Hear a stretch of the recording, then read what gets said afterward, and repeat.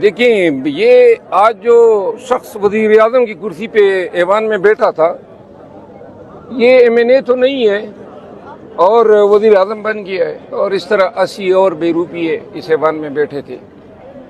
تو اس حکومت کا بجٹ پیش کرنے کا کوئی اخلاقی قانونی جواز نہیں تھا. اب یہ جو بجٹ انہوں نے پیش کیا ہے، اور یہ بجٹ بائنو انہی اقدامات کے تحت پیش کیا گیا جو آئی ایم ایف نے ڈرا کیے تھے.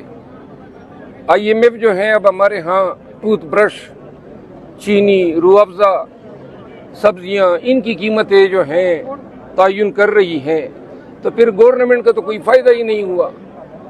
اور جو ٹیکسیز عوام پہ لاگو ہوئے ہیں، اس مقابلے میں جو انہوں نے پنشن میں 15% اضافے کی تجویز دی ہے، وہ اونٹ کے منہ میں وہ کہتے ہیں نا زیرے کے برابر ہے. بہرحال اوورال جو ہیں بجٹ کے سخت ترین اثرات جو ہیں 6-7 دنوں میں پاکستان کی عوام تلملا اٹھے گی، اور قوم دیکھے گی کہ یہی عوام جو ہیں پہلے جو ہیں اب اس بجٹ کے ذریعے شاید ملینز میں لوگ جو ہیں وہ غربت کی لکیر سے نیچے جائیں گے. ریلیف کوئی نہیں ہے. سر، پیپلز پارٹی نے پہلے جو ہے وہ بائیکاٹ کا اعلان کیا، بعد میں علامتی طور پر اپنے 2 بندوں کو بھیج دیا.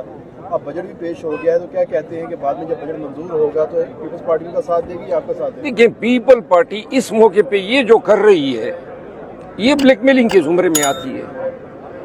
یعنی ساری گورنروں کے نشستیں لے لی، کے پی میں پرچی پہ گورنر، لاہور میں گورنر، صدر کا منصب لے لیا. آگے سے کہتے ہیں وزارتیں بھی ہم نہیں لے رہے ہیں تاکہ الزام ہم پہ نہ آئے. اور اب جو ہے بجٹ کا انہوں نے بائیکاٹ کیا. واضح ہے کہ یہ اپنے مطالبات منوانا چاہتے ہیں. تو لہٰذا یہ کوئی پازیٹیو، کوئی جمہوری قدر یا پیش رفت نہیں ہے پیپل پارٹی کے پارٹ پہ. آپ ان کے ساتھ ہی ہیں تو ڈٹ کے ان کے ساتھ کھڑے رہو. یہ کیا بات ہوئی کہ بجٹ پہ آپ نے پھر اپنے لیے کوئی اگاڑی کرنی ہے؟ اچھا مروت صاحب، عمران خان کی طرف سے ایک بار پھر مذاکرات کے لیے عمران خان حامی نظر آئے ہیں، تو آپ کے اندر بات ہوئی ہے اپنی جماعت میں، کیا یہ واقعی عمران خان کا میسج ہے یا ویسے یہ جو مل کے آتا ہے جس انداز میں کہتے ہیں کہ ایک آتا ہے کچھ کہتا ہے، دوسرا آتا ہے کچھ کہتا ہے، تو کس کی بات پہ یقین کریں؟ دیکھیے، میں خود ابھی تک میرا اس پہ یقین نہیں آ رہا ہے، گرچہ اگر خان صاحب نے کہا ہوگا، چونکہ میں اس کا چشمدید نہیں ہوں. لیکن خان صاحب جو ہیں وہ اگر مذاکرات کریں گے تو مذاکرات کے لیے کچھ شرائط ہوں گی. اگر یہی مذاکرات کی شرائط ابھی ماننے تھے تو پھر ہمیں فروری میں ماننا چاہیے تھا. تو لازماً سپریم کورٹ نے بھی کچھ اندیا دیا.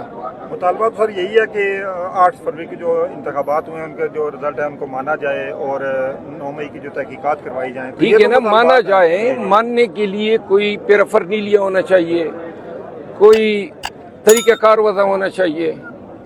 اب 8 فروری کے جو مینڈیٹ 9 فروری کو چوری ہوا، اس کا ایک شارٹ راستہ وہی ہے جو 2014 میں اس وقت کے سپریم کورٹ کے جج جسٹس ناصر ملک صاحب کی سربراہی میں جو کمیشن بنا تھا. ایک کمیشن بنا دیں، 1 ہفتے کا کام ہے، سارے فارم 47 کا جو ہے وہ بخیے ادھیڑ دیے جائیں گے. یہ دیکھیں نا، اسلام آباد ہائی کورٹ میں کیا تھا، فارم 47 جب عین فیصلے کے سٹیج پہ آ گیا، انہوں نے درخواست دی، الیکشن کمیشن جو ہے وہ سپریم کورٹ بن گئی، اور کہا جی کہ جہانگیری صاحب سے ہم یہ الیکشن عذرداریاں ٹرانسفر کرتے ہیں.